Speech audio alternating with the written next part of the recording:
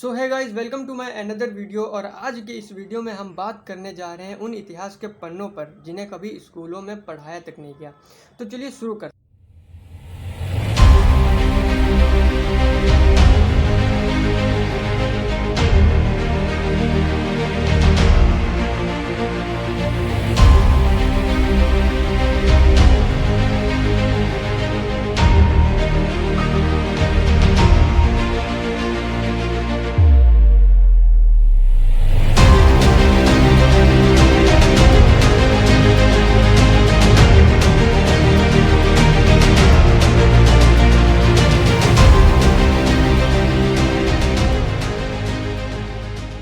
भारत सरकार अधिनियम यानी गवर्नमेंट ऑफ इंडिया एक्ट 1919 में एक अनिवार्य प्रावधान किया गया था, जिसके अनुसार इस सरकार 10 वर्ष की अवधि समाप्त होने पर संविधान की कार्य प्रणाली की जांच करने के लिए एक रॉयल कमीशन नियुक्त करेगी। अब इसी एक्ट के अनुसार 1928 में एक रॉयल कमीशन नियुक्त होती है सर जॉन साइमन के अध्यक्षता में, और वो भारत भी आ जाती है। अब इंडियंस आशा लगाकर बैठे हुए थे कि इस रॉयल कमीशन में उन्हें भी सम्मिलित किया जाएगा, उन्हें भी शामिल किया जाएगा, लेकिन लॉर्ड बर्किनहेड ने इसका विरोध किया। यानी इंडियंस को रॉयल कमीशन में शामिल करने का लॉर्ड बर्किनहेड ने खुल करके विरोध किया, जिससे इंडियंस भी गुस्सा करके उनकी साइमन कमीशन या रॉयल कमीशन का बायकॉट करने लगे। अब ब्रिटिशर्स ने इंडियंस को भी सेटिस्फाई करने के लिए कहा कि जब संविधान की कार्य प्रणाली पर जो काम चल रहा है रॉयल कमीशन के जरिए, वो जब पूरा हो जाएगा तब इंडियंस को बुला करके उस पर चर्चा हो जाएगा। और इसीलिए उन्होंने राउंड टेबल कॉन्फ्रेंस को भी बुलाया था 12 नवंबर सन 1930 में। अब इसमें बड़ी बात ये थी कि दलितों को या यूं कहें अछूतों को भी मौका मिला था कि वो पहली बार किसी कॉन्फ्रेंस में अपने 2 रिप्रेजेंटेटिव्स को भेजें, और डिप्रेस क्लासेस को रिप्रेजेंट करने के लिए राउंड टेबल कॉन्फ्रेंस में डॉक्टर अंबेडकर और दूसरे ओर दीवान बहादुर आर श्रीनिवासन गए थे।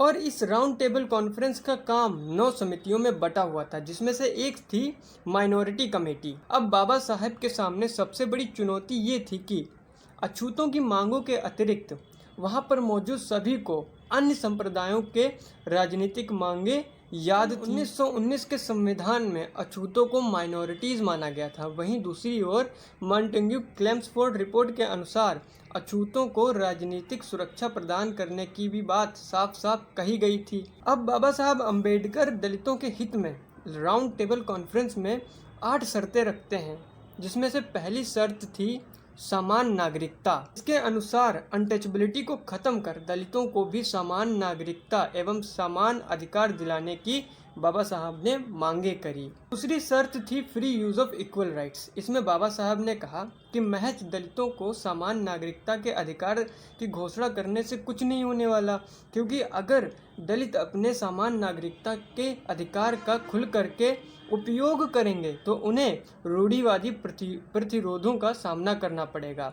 इसलिए उनके अधिकारों को बाधित करने वाली बाधाओं का सामना करने के लिए उचित व्यवस्था बनानी पड़ेगी। और ऐसी ही बाकी 6 शर्तें भी थी, जैसे भेदभाव के विरुद्ध संरक्षण, विधानमंडलों में समुचित प्रतिनिधित्व, नौकरियों में समुचित प्रतिनिधित्व, पक्षपात अथवा हितों की उपेक्षा को दूर करने का उपाय, विशेष नागरिक सुरक्षा, विशेष विभागीय सुरक्षा, दलित वर्ग और मंत्रिमंडल। फर्स्ट राउंड टेबल कॉन्फ्रेंस में कांग्रेस ने हिस्सा नहीं लिया था और न ही अछूतों को विशेष अधिकार देने का उनका कोई मूड था, क्योंकि गांधी जी वर्ण व्यवस्था को कट्टरता से मानते थे और उनका मानना था कि हिंदू धर्म में वर्ण व्यवस्था के अनुसार बांटे गए कामों का पालन वर्ण के लोगों को जन्म से निर्धारित होता है और वही करना भी चाहिए। सेकेंड राउंड टेबल कॉन्फ्रेंस में 15 सितंबर 1931 में गांधी जी ने अपने एक भाषण में कहा कि अस्पृश्यों के हित कांग्रेस के सामने उतने ही स्पष्ट हैं जितने पूरे देश के अन्य किसी व्यक्ति के सामने